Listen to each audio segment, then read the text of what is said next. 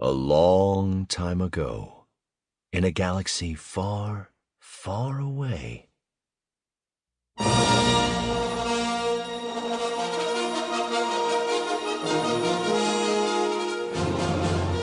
Penguin Random House Audio presents Star Wars: Last Shot by Daniel Jose Older. Read for you by Marc Thompson, with Daniel Jose Older and January LaVoy.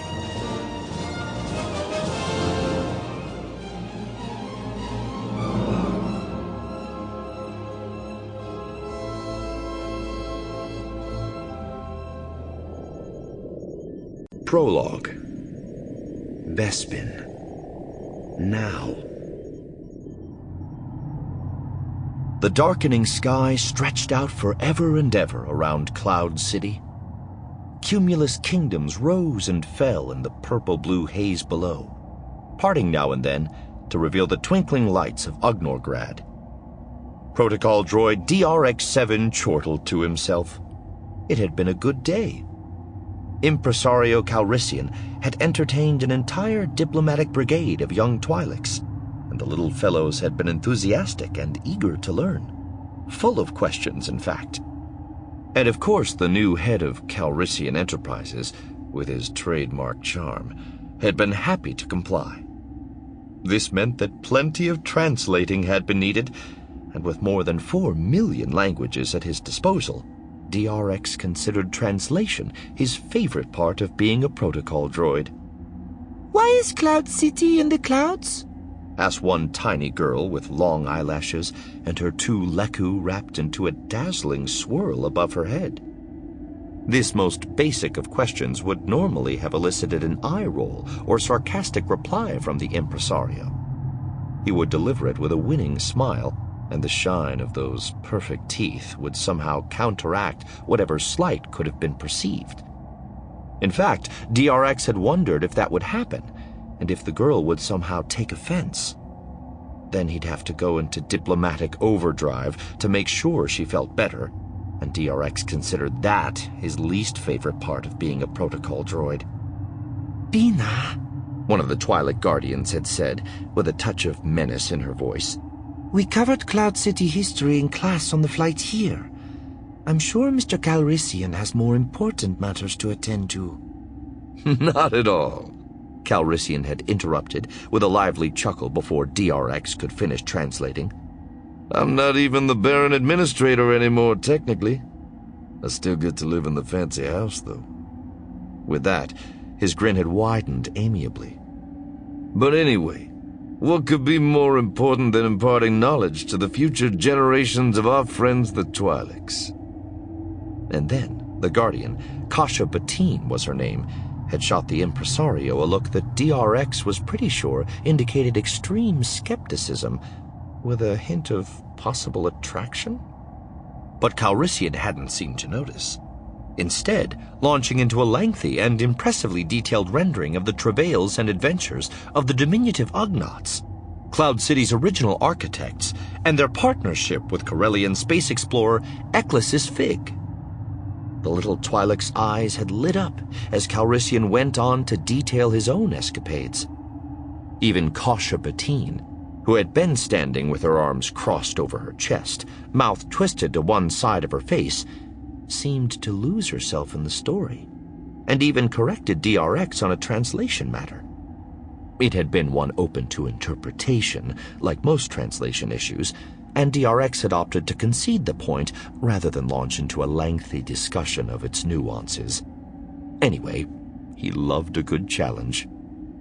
And now, the little ones had all been tucked into their sleeping quarters, and the Bespin night was sweeping slowly across the sky. DRX was alone, accompanied only by the gentle hum of Cloud City and occasional blips and whirs from the nearby gas mining rigs. At any moment, the Bespin Wing Guard would be zipping past in their bright orange twin-pod cloud cars, making sure the city was safe and sound. In fact, now that DRX thought about it, they should have already zipped past.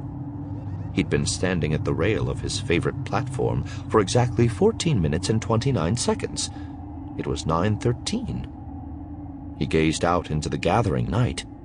Nothing stirred. No lights blinked. Odd.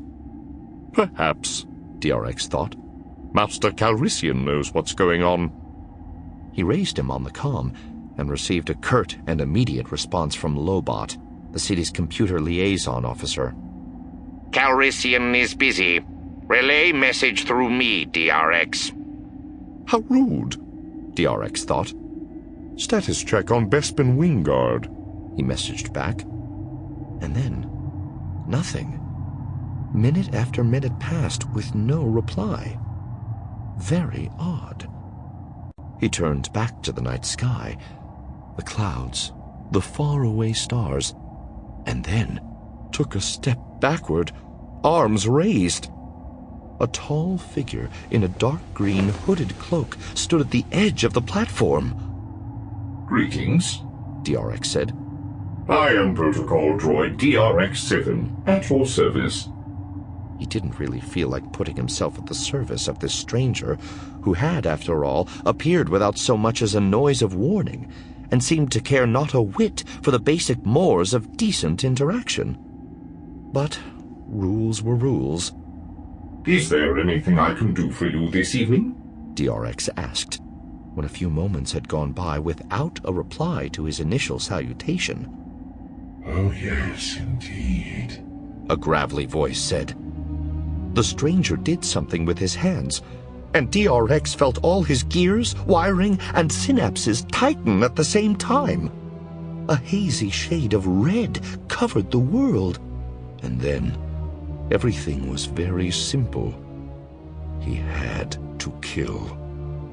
The vast night sky, the teeming galaxy beyond, the billion blips and clacks of Cloud City, all spiraled together and resolved into a single pulsing need. Somewhere in that complex, Impresario Calrissian dwelled, probably asleep in his chambers.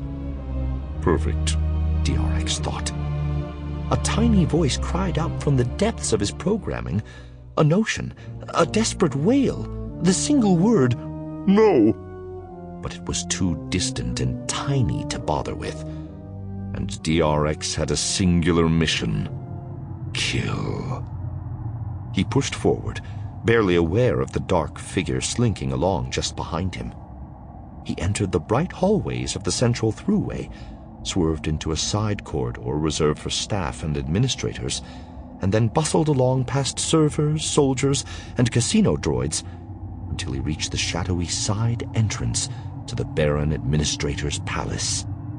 Protocol Droid DRX-7 for the Impresario, DRX said to the two guards. With one guest. They saluted and stepped to the side, and the wide door slid open. DRX whirred in and navigated quickly through the narrow back hallways, past the kitchen, and up into an elaborate front room where Calrissian received guests. Kill. A simple, shrill mandate that pulsed unceasingly through him. Kill. And he would. He would. But first he had to get to Calrissian, and that was about to become difficult. Lobot stepped out from a curtain, face creased beneath his bald head, the red light of his cyborg tech headgear blinking in the shadows. Lobot's expression indicated disappointment and ire, DRX knew, and a memory surfaced from somewhere deep inside how crushed DRX would have been to see that face directed at him any other time. The memory was followed by that same distant, urgent cry, "No!" But it was still too tiny to bother with, especially when things were heating up and the resolution to this urge, the only way to feed this hunger, was so close. Then Lobot caught sight of whoever it was that had been trailing DRX like a shadow, and his expression went from exasperated to shocked, then hardened quickly to enraged. Lobot advanced, and DRX swung an arm forward, clobbering the liaison officer across the face, dropping him. Kill. But not this one. This one was not DRX's target. He surged forward toward the door, Sample complete. Ready to continue?